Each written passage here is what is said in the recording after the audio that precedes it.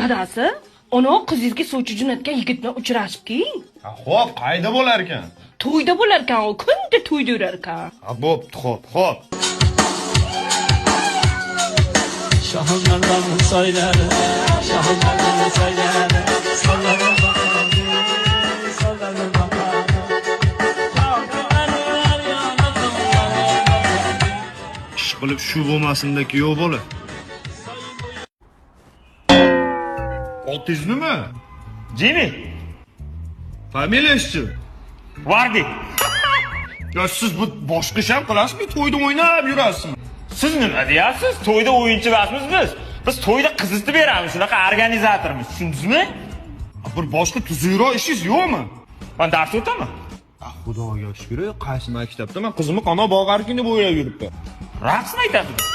Nima o'rgatasiz? Kuyov salonga chiqayotgan kuyovlarga raqs bilan chiqishni o'rgataman. Shunaqasi ham chiqqanmi?